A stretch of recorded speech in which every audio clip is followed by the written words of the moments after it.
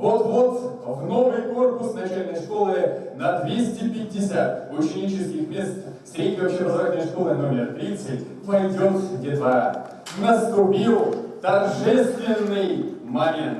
Все с нетерпением ожидают минуты, когда будет перерезана праздничная лента.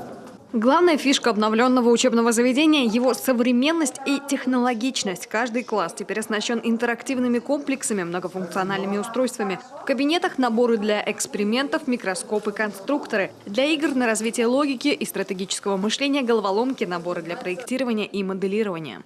Совмещенную функцию играет и актовый зал, и столовая. Поэтому у нас оборудовано проектором, экраном.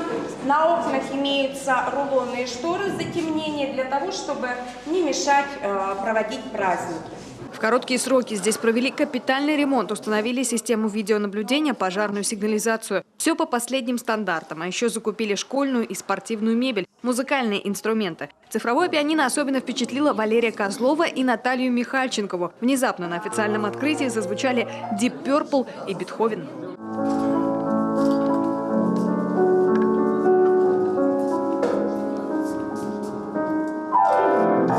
Молодцы. Слушайте, новый инструмент. Это механический, да, получается? Да, цифровой. Новый корпус рассчитан на 250 ученических мест. Учитывая, что на создание условий для одного школьника нужен примерно 1 миллион, новая школа обошлась бы в 250 миллиона. Реконструкция прежнего помещения, где раньше располагался детдом, позволила существенно сэкономить деньги и время.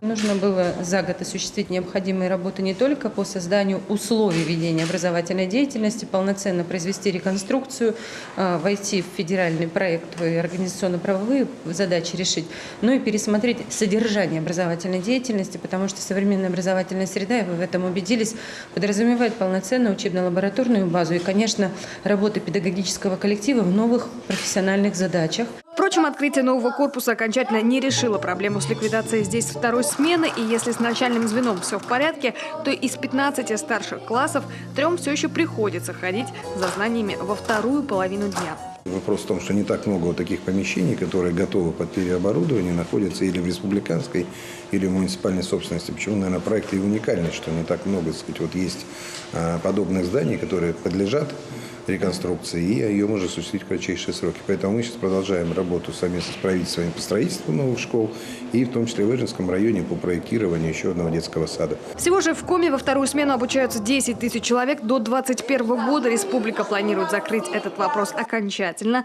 Для этого только в столице Коми уже введено больше 500 дополнительных школьных мест.